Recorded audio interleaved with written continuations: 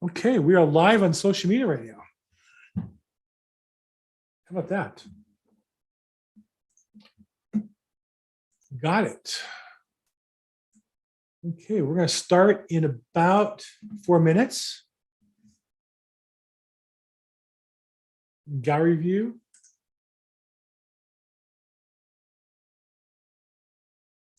We're live. So let's see.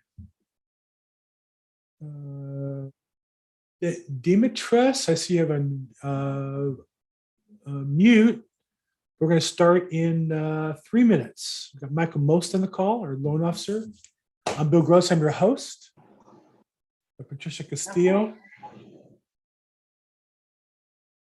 And who else we have? Is it Demetrius? Demetrius? Yes, Demetrius. Demetrius. Yes. Demetrius, are you a real estate agent or what do you do? I am a real estate agent. I work for Homer House Properties in Atlanta, Nice. and I've been licensed since 2004. Got it. Very nice. Homer House Properties. Okay, good. Good for you. Well, welcome to our call. I am Bill Gross. I'm with eXp Realty. In fact, we just opened my team up in Athens, Georgia, right near, about an hour outside of Atlanta. Okay. Nice. Where are we here? We're about 2 minutes out.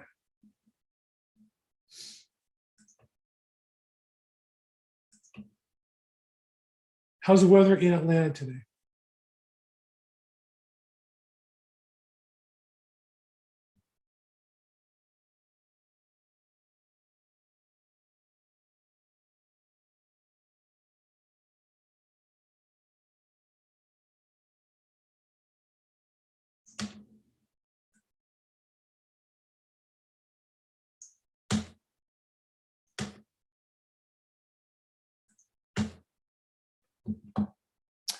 Okay.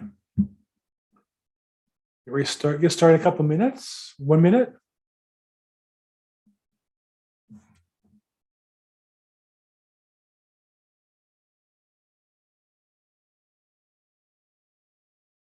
Sound check, 1, 2, 3. We sounding good? Yeah, I can hear you just fine. Great, thanks. Okay.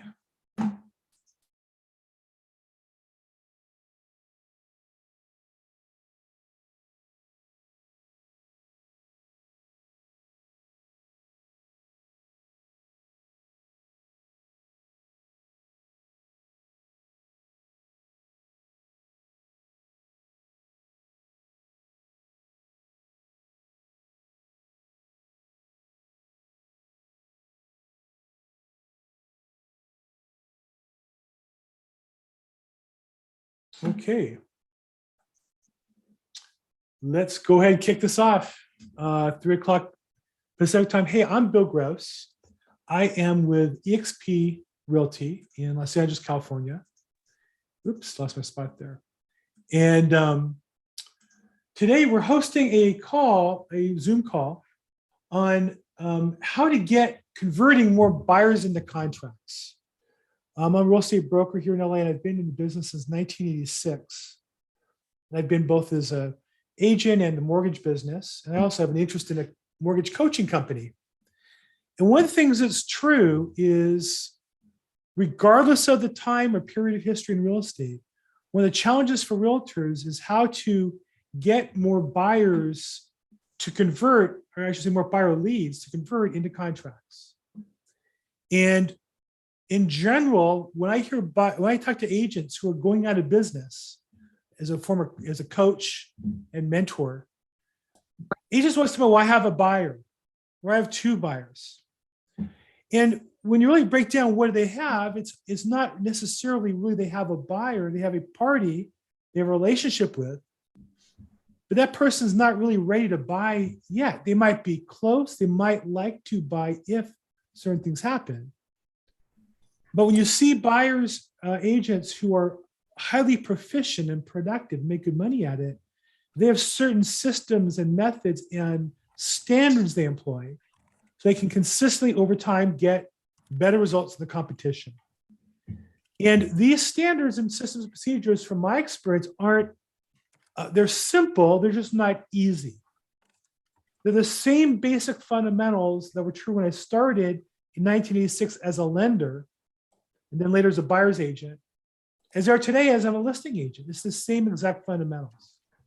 And so as I talked about this problem with my good friend and loan officer / mortgage resource, Michael Most, one of the top most successful mortgage originators in the country, one of the things that he made clear to me was that he sees the exact same pattern, and as well, he's created some systems and procedures to help those realtors be more productive.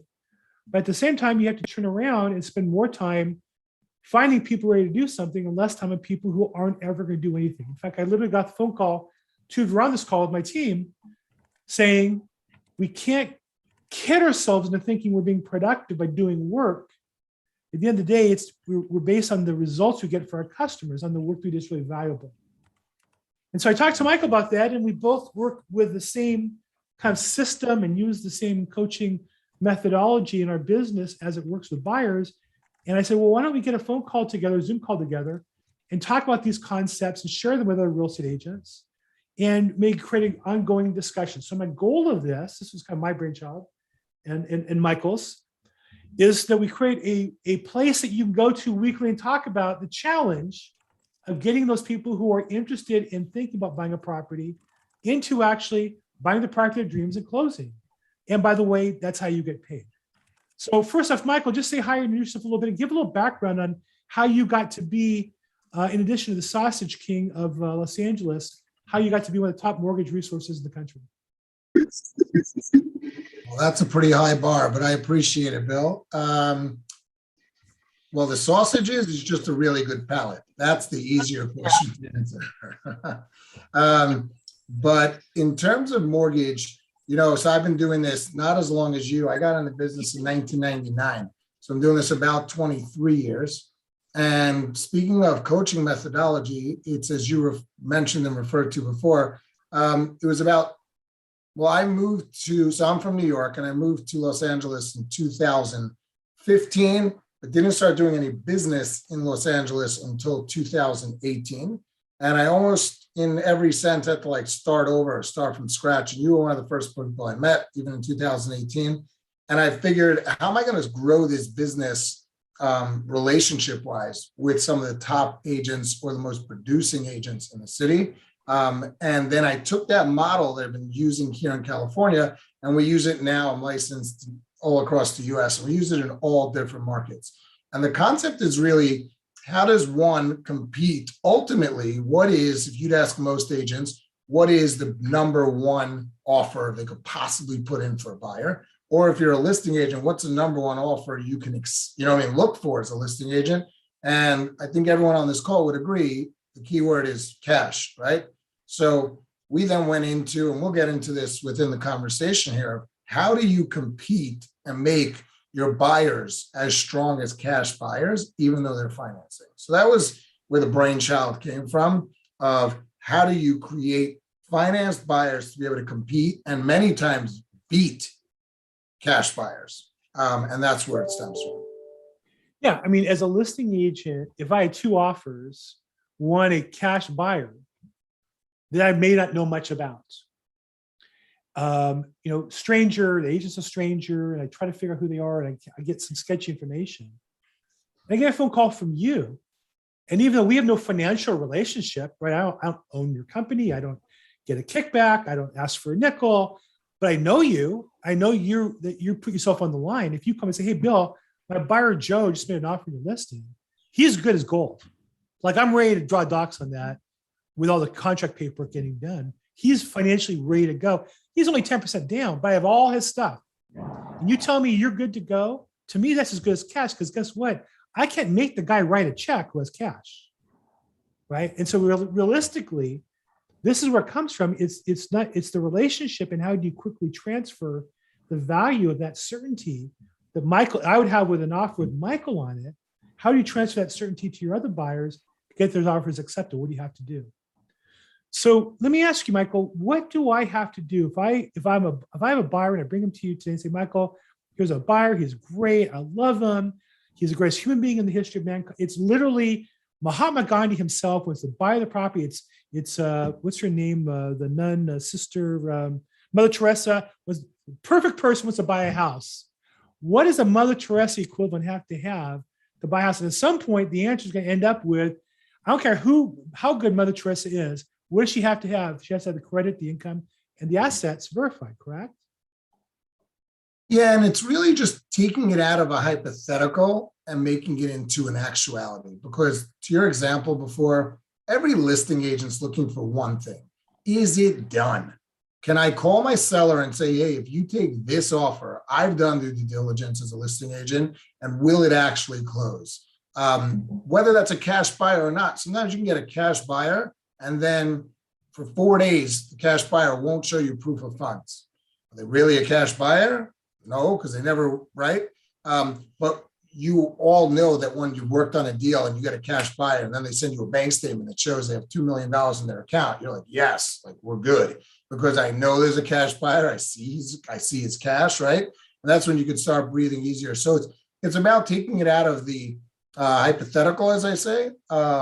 If I have good credit, if I have good income, if I have good assets, and if you want to sell me this home, do we have a transaction? I mean, how would you want to spend that commission? There's just way too many ifs versus creating a reality that says this borrower has already been underwritten, this borrower's assets already been verified, his income's already been squared off by an underwriter, and is doing a lot more work upfront that separates the top 1 percentile of real estate experts from everyone else. You know, literally have an escrow right now that has been a contract since, I want to say Thanksgiving, maybe it was December. That, I mean, he is a cash buyer, and I know he has the money, but he has a wired EMD, and he's still negotiating the deal with the seller as of last night. It doesn't matter how much cash you have, you can't make that buyer. In some cases, they're harder to get the money out of than a finance buyer who has a loan contingency and such. So let's talk a little bit in kind of broad strokes. And our goal here is not to solve all that problem here today, but let's talk in broad strokes.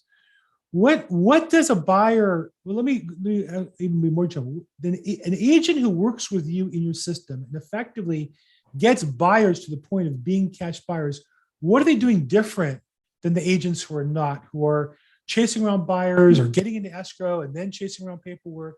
What's the difference between the agent who is bringing buyers who are cash offer equivalents versus those who are not, that you see in their practice? Yeah, so I would say it's about psychologically using leverage points is what I always refer to with my team.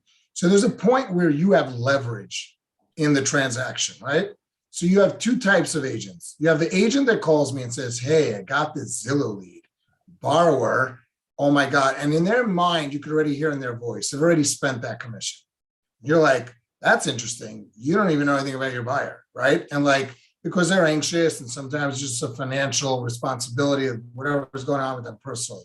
And for us, it's about determining upfront whether or not you have leverage with the buyer. So in our system, the buyer has to have a pre-approval from someone like myself that the agent's working with that they truly trust. Now, sometimes agents don't want to be loyal to one mortgage guy, which in our world seems ridiculous because all the top agents are always loyal with one person they know they can trust. Why would I want to talk to 7 different or 3 different lenders and know that I have to trust all 3 of those lenders? Or a lot of agents go, oh, don't worry. I got the pre-qual. I called. The mortgage guy said it's fine. I just don't know how anyone would risk a 2 to 5% commission over someone verbally telling them something versus getting knee deep and knowing and understanding that you can go to a seller and to the other side and be like, we're good, we're golden with that type of confidence to deliver to the other side. So the major difference, to answer your question, is that most of the agents I'm working with, when their buyer calls, whether it's a lead Jake, buyer, how are you? I'm doing great. I got it. whether it's a lead buyer or somebody else, they're saying, look, before I put you in my car this weekend, in other words, I'm Bill Gross, before I'm going to put you, Susie Q, my buyer, in the car to go out this weekend, I need to either see one of two things. You're all cash and you're saying you got $1 million, and show me your bank statement with $1 million. Or if you're taking financing, which is fine, I want to know that from someone I trust, I have that same statement, a pre-approval that I know and I can trust, that if I show you a house on Saturday that you and your significant other like, we're writing an offer Sunday night, it will probably be an escrow on Monday. Because if you like it, we're going to buy it. And for us to get there, I'm going to need you to call my guy, my lender, and here's what's going to happen. When he says jump, you're going to say how high, right? So that we get into a position of strength at the point where they know that they want to buy a home now. You don't want to get bid out by 10 other people or lose a house that you really like because you weren't prepared. It's the worst feeling in the world. It really is. Yeah, I tell agents that showing a buyer a property when you don't have them pre-approved, I don't necessarily would say there's anything wrong with it. What I would say is it's not really showing them that property. Like if I wanted to meet somebody, you know, I didn't have a local office that was convenient or whatever reason, you know, I can meet you at a property as easy as I can at Starbucks or my office or your office. That's different than you really want to buy the property. Then before we get there, you know, you need to be prepared to be taken seriously. Otherwise, I can show you the property, you can fall in love with it, but we're now wasted time to get you what you say you want is that property. And so you're right, it's about the leverage. I think sometimes the agents, just you have to understand, where are you in the relationship? If that buyer is not ready to commit to you and you think meeting with them will get them locked up and that's your marketing strategy, just know that's a marketing strategy, but it's not selling them the house, because without them being pre-approved, you're probably wasting your time is a general rule. I would piggyback off that because I have agents that I've worked with for a long time. And for a while, when we first started getting to know each other and do business, they would always push back. And I get this as a constant pushback from an agent where they'll say, hey, Michael, my borrower, Susie Q, wants to go see homes. Could you just write them a pre-qual letter? Don't run their credit yet. Don't verify anything. And I'll say, but why do you want to take this borrower in your car and spend hours with them if they can't end up getting a loan? And they'll reply to what you just said. They'll say, well, I want to build a rapport with them. And I'll say, if you want to build a rapport with them, take them to coffee or lunch. Yeah. That's how you build a rapport. Yeah. Dragging them around to homes and giving them false hope, that's Yeah. not building a relationship with them. Why don't you, if you want to build a relationship with someone, take them to coffee or lunch and build a relationship. But if you want to take them to homes, that means you're a buyer and you're ready to go. And respectfully, maybe not every buyer is ready to go today, and that's fine. So then build out that relationship. And they'll always come back to me after we've done this for a little while, and they go, oh my God, you saved me so much time, because why do I want to go get a bad reputation? I'm in a small town with all the listing agents that all I keep doing is bringing looky looks, right? I want to get a reputation as a buyer's agent. When I bring a buyer, they're like, oh, look who just walked through the door, Bill. All his buyers are always like locked down, ready to go. I want to work with Bill. Yeah. I would never meet a buyer to show a property. I might meet a high-powered attorney who refer me a lot of business, or investor who can do business with me, or there's different scenarios of people who I meet them at the house. And then the goal is to get them to coffee, or get them to lunch, or get them to breakfast, or get them to something to build the relationship from and move forward. But the idea of you're going to sell a house because you're going to show up and not be prepared or not be professional, what value are you creating for them along the way? So the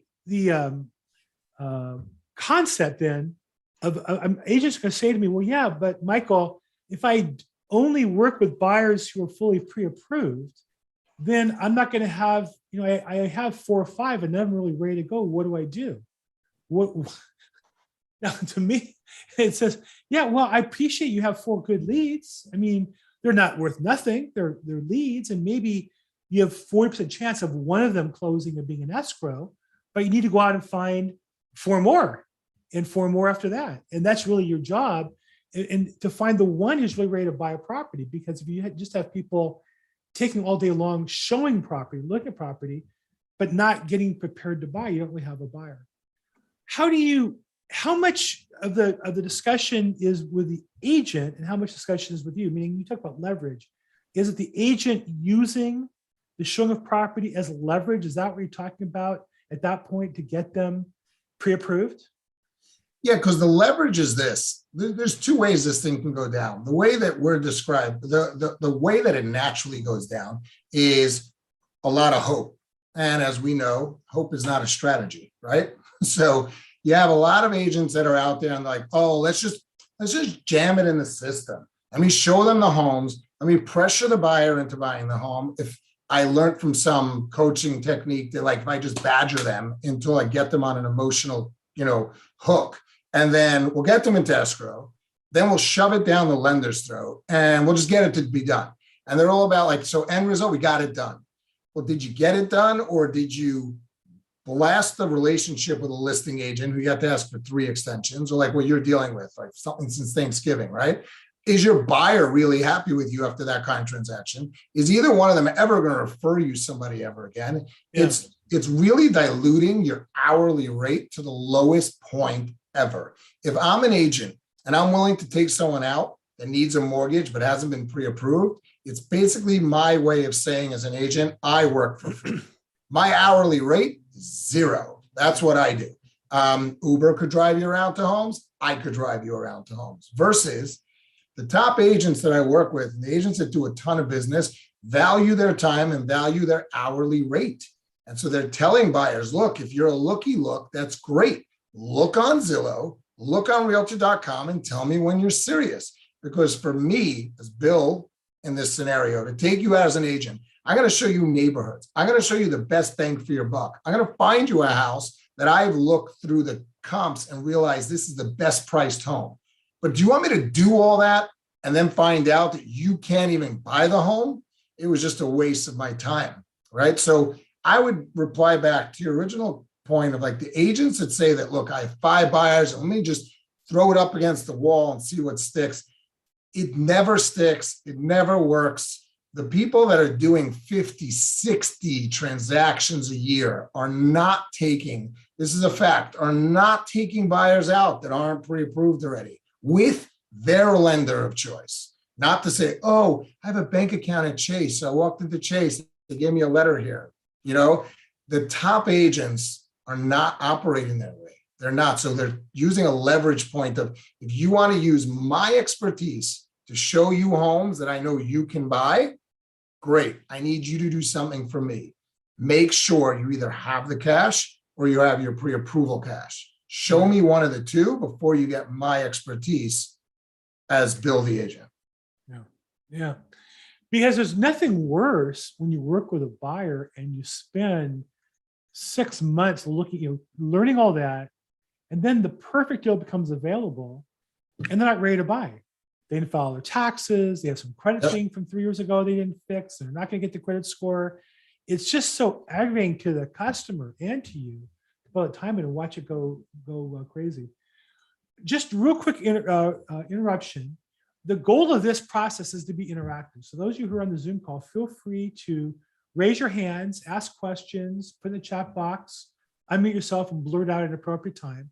Because the more you participate, the more you're going to learn. Our goal of this really is to help you become more effective at getting your buyers ready to go and selling more houses. And so we're here to help you with that. Michael in particular, as a loan officer, guarantee rate can help you in most states, even finance those properties. So we're here to help you and learn. And one way to learn is participate. So don't hesitate to raise your hand on the Zoom or put it in the chat box or unmute yourself and jump in at the appropriate time, okay?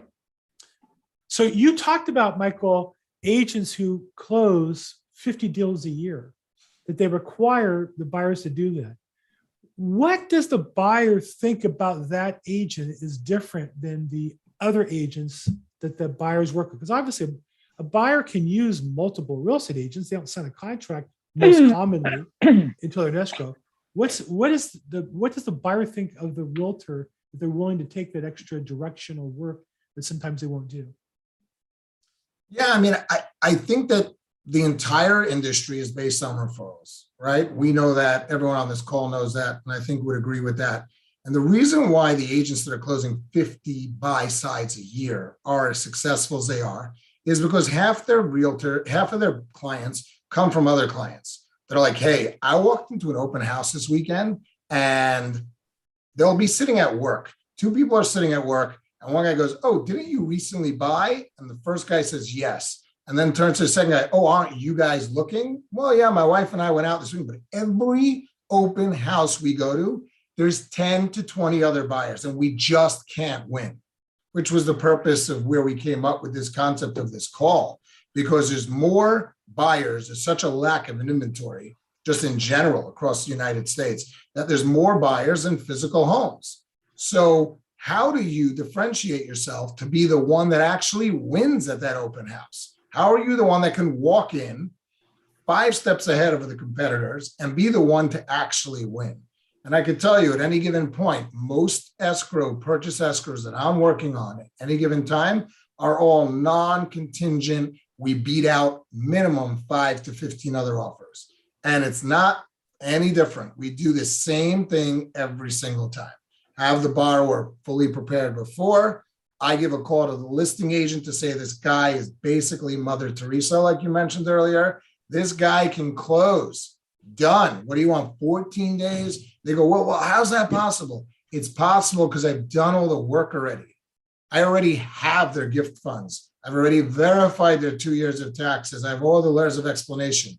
I need a contract, title report, and appraisal. We can do all that in 10 days. Would you like to go back to your seller and tell them that this property will be off their hands within 2 to 3 weeks? Now, what listing agent in this industry is not going to go, hell yeah, because I do this every day. I make 3 of those calls a day, and none of them have ever pushed back to go, well, Michael, I'll think about it. Never. They go, wow, A, no lender's ever called me. And B, it sounds like you guys are really ready to go.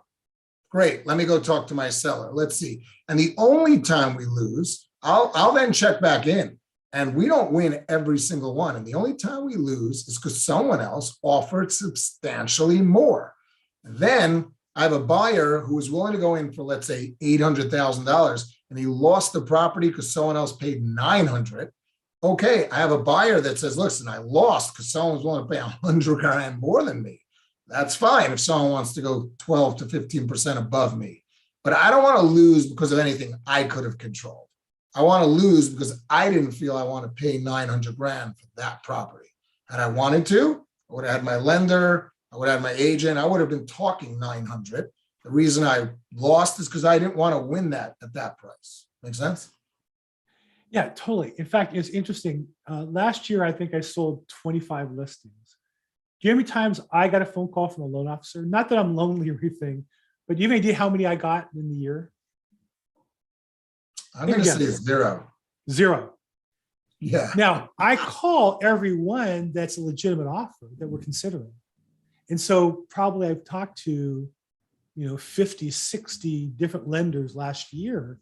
And, even that's not so simple, right? I call them, they're not available that minute. Then they're trying to call me back, but I'm going down the list to the next lender maybe, or the next agent or the next phone call. So, I call them all, and I'm not going to accept an offer without talking to the lender because of my experience and background, and they know. So I'm kind of reversing what you're doing for them. If I ever got a phone call saying they're pre-approved and I'm the lender and I'm available for you, it also tells me you're not going to disappear when the going gets tough, right? It means if there's a problem, you're going to be available to handle it, because the worst nightmare for a listing agent is to tell your customer, I don't know why the buyer's not closing. I don't know what's going on. I can't get a hold of the buyer's agent, can't get a hold of the loan officer. I want to know who the loan officer is beforehand. I let them know, hey, if you can close this, I'll be your best friend. If you can't close it, I'm going to be your worst nightmare. And I want people to close the deals because I want my seller to be happy as well. Sure. So I've never had that experience. And I think that's when I talk to buyers, they give me pushback on their lender. I say, listen, this is what we need your lender to do. You have to be fully pre-approved. It has to have that word on the document. Now, a lot of lenders have learned to put that word on and it's meaningless. Second, I need your lender to call the listing agent and convince them to accept your offer over all the other offers. It's a part of the process now. I try to sell them. I call the listing agent multiple times to sell them on why they should accept an offer. I sold a property last year in November. I watched a video by one of the top agents in our company. He talked about making the extra phone call to the listing agent. You call them, you say you have an offer, and my lender's going to call you. but they never pick up the phone or call you back. And he said, make the extra phone call until he picks up the phone. So I called the guy 3 times and he picked up the 3rd time. We had a nice talk. Guess what? He picked my offer over the other offer. It was about the same price. And we closed and I sold $1 million property because of that one issue. So 100%, you're making a phone call. You're willing to do that. Now, I know, Michael, you can't do that for every realtor and every buyer. What's your criteria before you're willing to put your name on the pre-approval? Because it's not just your company. You work for a great company, guaranteed rate. But let's be honest, all the agents aren't as good as you. And for you to take your time out of your day to call the listing agent, what has to happen for you to have the confidence to make those phone calls and make that happen? So, within my process here, we call every single one. There's no ifs, ands, or buts.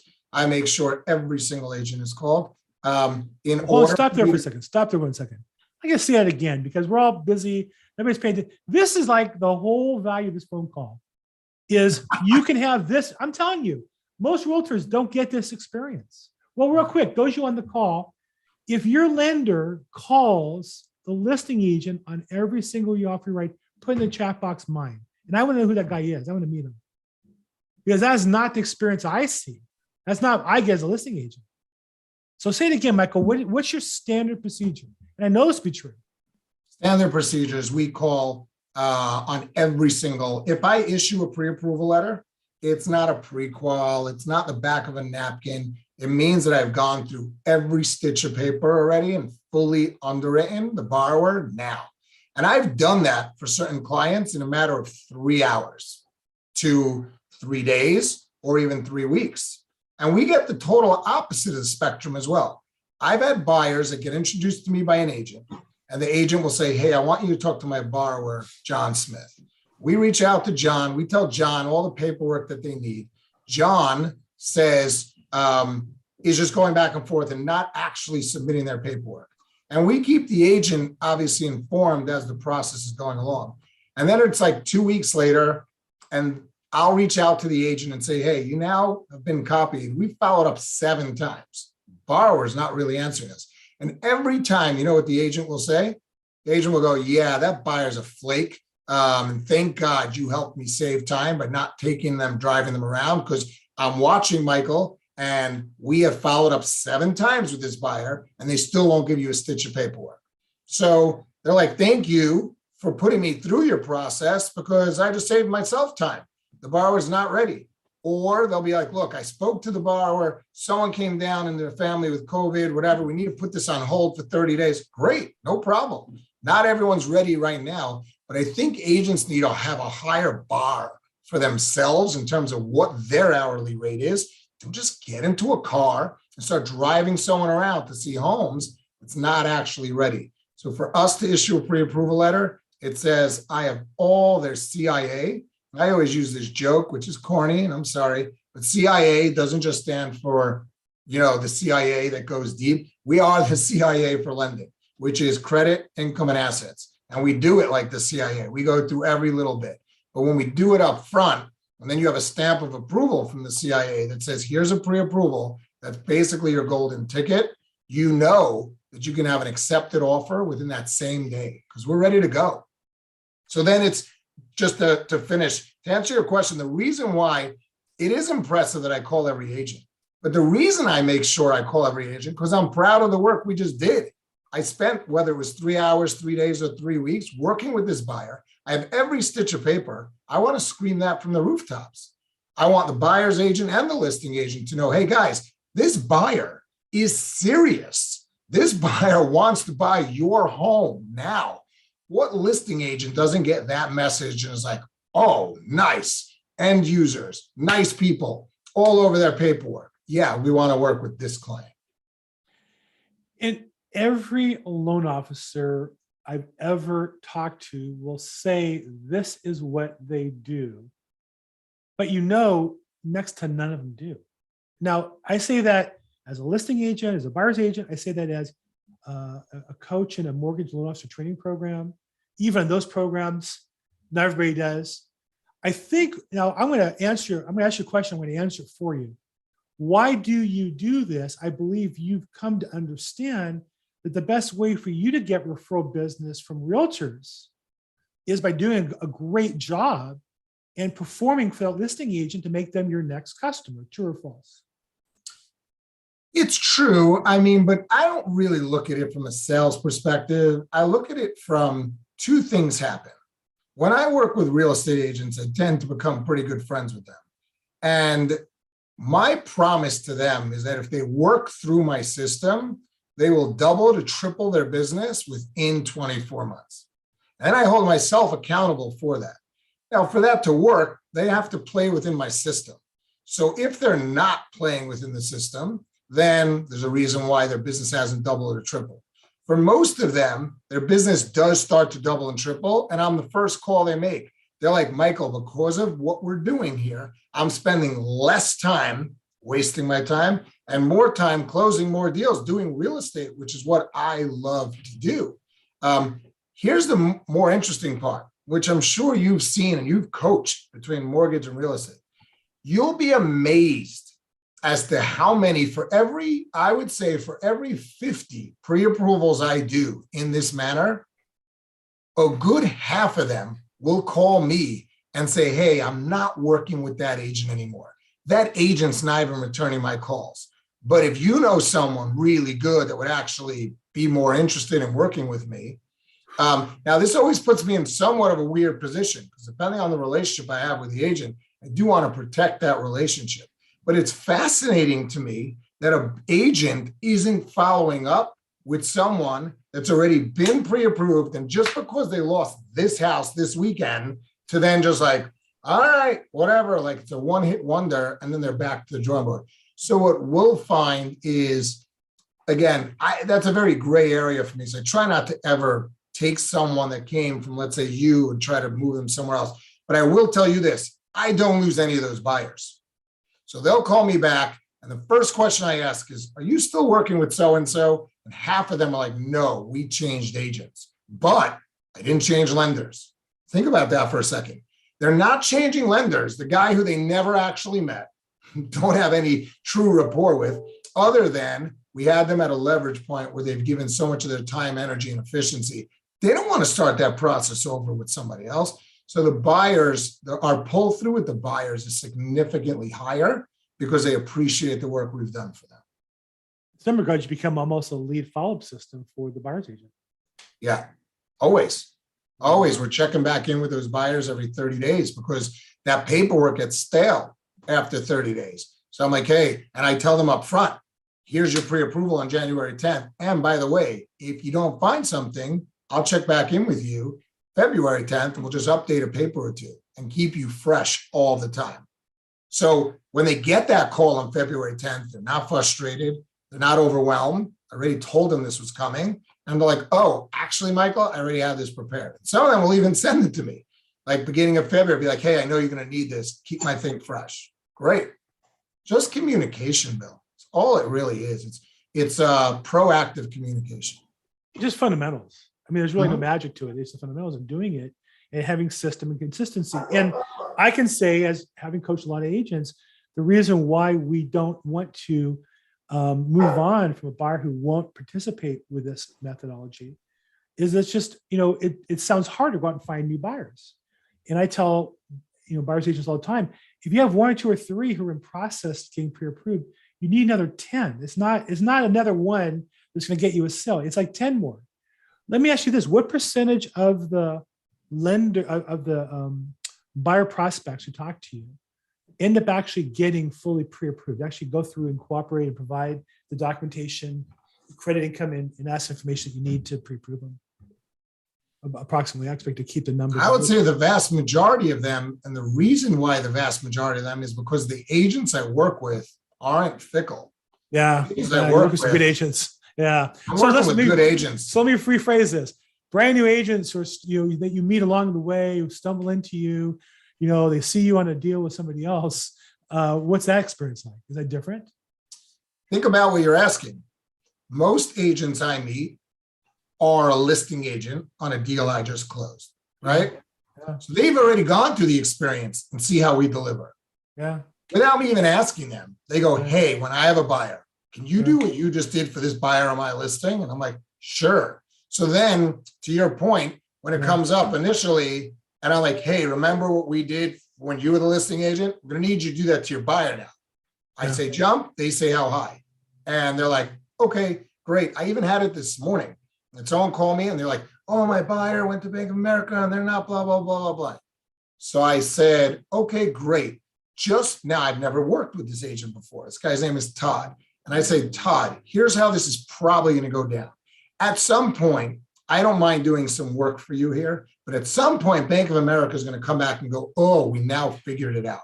So what I ask of you is that we know up front, we have this conversation with the borrower, like whose horse are you riding into this race? Now, if you want me to be a second opinion, I can have a 5-minute call with you and tell you verbally if this is okay. But if you want me to go through all the paperwork, like I'm going to need everything. So the best thing you could do for me, Todd, is tell your buyers, we've tried it your way with the big bank, Bank of America. It's not working.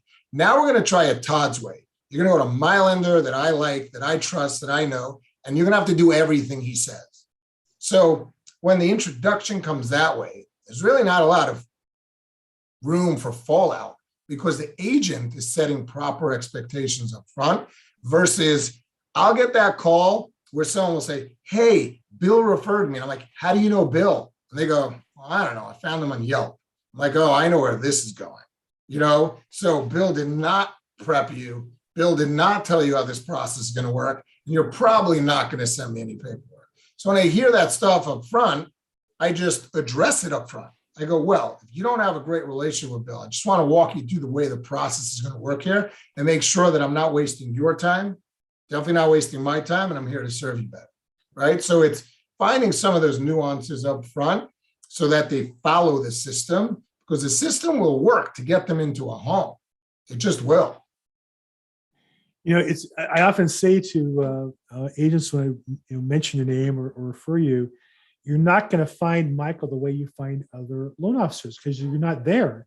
You're either working on the buyers you have or you're working with the listing agents, keep them up to date. You're not having to spend the time sitting in open houses all day long. You're not having to spend the time doing some of the buying leads on Zillow leads as some lenders do. You're putting your energy into is really just fundamentally getting somebody prepared to buy a house and then selling your client's ability to the listing agent, which is at the same time marketing yourself to the next person. So the system that you and I have come to work with together, Joel Epstein's Big Joel system, really he does coach primarily loan officers, of which you're a client. As a result, they am coaching real estate agents as well. You've seen the code. Now, this isn't a pitch for his program, even though I'm part of that system, but I do think it's a tool and he has some free material you can check out for free. But you've seen him coaching realtors. Is there anything that you've seen him do in the process of coaching real estate agents or team leaders that surprised you or you weren't aware of that you think would be productive for other agents to pay attention to? And we have planned this call, so this is kind of out of left field. Yeah. I'm just curious. I'll tell you that, you know, I think we touched on a couple of those things within this call already. Yeah. The first thing Joel ever, you know what I mean, made that like really made a huge impression on me was he always uses this line. He says, if you, Michael, as a lender, were on a phone call and heard the way the agents are referring you as a lender, you'd throw up. You'd kill yourself. You'd be like, that's how you introduced me? Which is why when you're then fielding the lead and the call from the other side, you're like, what is happening here? So to answer your question, when it goes back to like coaching, some of the more successful agents that I work with, I've actually introduced Joel to because we have this system that we're talking about here it's not a model match for everyone. It's really for the top 1%ers that really want to raise their hourly rate to the highest point. Because for anyone that has a loved one, a significant other, children, for me, if I'm not working, I'd rather be spending that time with someone I want to spend my time with. So my hourly rate is important to me. It really, truly is. And anyone that's just doesn't feel that way is probably not a model match. So for me, the greatest thing that I learned from him was, oh my gosh, these agents were never taught how to properly even introduce the lender, let alone what they even want to get out of the lender. or what is the purpose of this relationship, right? So with all that, again, we have a plan, we have a program. I think it's Sorry. important that the relationship is built between the agent and the lender, that they're both speaking the same language. And if it's a model match, that's how people start tripling their business. Right. Yeah, that's great. That's a great point. Okay, so look, we've gone a little longer than we planned on, and we plan to do this regularly because there's a lot to unpack and we've covered. And I don't mean to imply that's it. This isn't one of those webinars where we talk today, and if you want to spend $97 or $2,000, you can get the full package. We're gonna come back next week and go a little deeper in some of these questions, but here's a chance if you have a question, put in the chat box or raise your hand or unmute yourself and jump in right now, or we'll wrap it up. But we're gonna come back next week and take a couple of these issues one at a time and go deeper on them to explain. I know we've covered this at kind of a high level. Anybody have any question or explanation you're looking for on what we covered so far today?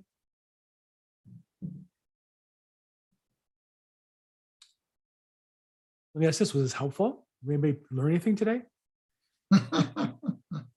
I know I did. I by my nature would never have somebody just call you out of the blue unless I was just handicapped time-wise. I would always want to call, and I think I do. I call you up and I set you up with what's going on with a client or a referral. But you're right to really thoughtfully think about, hey, this is the lender introduction referral phone call. I have to really take it that seriously because that's going to determine the likelihood of them getting the house, working with you, working with me getting paid. That's a big milestone in the process. It's as important, not as signing the contract, but it's in the realm of that importance. Yeah. Okay. Any other question? I know I see Patricia put down that you asked the lender to call the listing agent. Yeah, I've done that with others. Lender will call the listing agent and make the introduction and confirm the buyer's ability to qualify the purchase. That's fantastic. And I think that's one of the skills. She's saying that she has a lender, and they do that already for her. That's one of the key skills. And how good are they at that, right? At the end of the day, you want somebody who can call and speak on your behalf of conviction. Then she said, on the other hand, as a listing agent, you've not had many calls from lenders. I'm curious, Patricia, last year, how many did you have? How many lenders actually called you to say my buyer's fully pre-approved? And then when you look at the letter, you don't laugh at it because obviously there's 3 typos. They didn't verify the income. I dig in deep on that, but have you had that experience at all? Yeah, I had one lender call me, on a couple of transactions I had closing late last year. I had one lender call me to basically make that introduction and confirm their buyer's ability to close a loan. But I usually don't hear of, lenders calling the listing agent. So when I was representing a buyer last year, and you told me, Bill, you said, have your lender call the listing agent. I thought, oh yeah, what a great idea. So that did help. And I, had my lender call them as well. So I just, as a buyer's agent, I wasn't thinking about it like I was as a listing agent. So once you mentioned that, I had them call and it did make a difference. Yeah. Michael, I know you're pretty well. I know you don't speak Spanish, but you have somebody on your team who does, don't you? We talk about that. And I know we have people from around the country. What states are you licensed in that you're able to do business in? We do business in the whole country, anywhere in the United States. Got it. So I think what we'll do is we'll wrap up for today. If somebody want to get a hold of you, Michael, what's the best way if they had a buyer or they wanted to talk to you about developing a relationship rather than just throwing leads at you? I don't think you're going to sign up for the Zillow leads, but somebody who has a buyer that they'd like to talk to you about and or start the process of relationship with you, how are they getting a hold of you? I could drop my, let's see, I'll just drop it here in the chat. And obviously you probably have a follow-up system knowing you to this, to this call. So I would tell you. Well, I have the bat line to you. I don't know if I'm allowed to give that out. Yeah, I mean, I love people calling me. I got all the time in the world to take someone's call and to work with them. It's all relationship building, 100%. But I definitely, I just dropped it into the chat. If you have a follow-up email to everyone, or if anyone just wants to reach out, whether or not, and I put this out there because I have a lot of very good relationship with a lot of real estate agents. And it's not why I come on this call. I like to model match with the right people. So, and I don't mean to call out Patricia in any sort of way, but like just, she was the last one to speak. But if someone like a Patricia has a lender, and you're just not sure on the other side of like what's happening, I'd be glad to take your call and just walk you through. If I can give you 1 or 2 tips to go back to your current lender that maybe your brother-in-law's brother or your neighbor or someone you go to church with that you really like, at least tie that up, make that a stronger relationship. That's really what Bill and I are here for. 100%. Yeah. I mean, I enjoy this. I do Zoom calls. I do this call. I do one on Tuesday, real estate investing, zoom.com, 3:00 on Tuesdays. And I try to help people invest in property. I do probate weekly on Thursdays. I'm looking for people who want to work with me, and my business is built on those people who want to call me, talk to me, and have questions. And I get people who aren't model matches too, and I try to get those phone calls politely, but I'm looking for those people who want to work with me and value my input. And I think the long-term goal of this phone call is you're really saying, Michael, to the realtors, value your own contribution to your customers and raise your value of your contribution customers, and you have more business you know what to do with. If you try to squeeze the last bit of juice out of every orange peel, that's a tough way to make a living in this business. Yeah. Yep. Cool. Well, we're going to do this again next week, Monday, 3 p.m. For those of you watching us on the live stream, Monday, 3 p.m. We'll do this. It's on YouTube and Facebook as well live. Michael, thanks for being on the call today. Appreciate you. Thanks, Bill. We'll look forward to it next week. We'll talk about sausages, maybe a little more detail next week, and keep you on that. And for those who participated, Patricia, thank you so much. The rest of the call. I'm Bill Gross. You Thank can you, reach me on everybody. social media, Bill Gross EXP, or 310-210-0008. Reach us. Thank you so much. Nice to meet you guys. Have a powerful week. We'll talk soon. Thanks.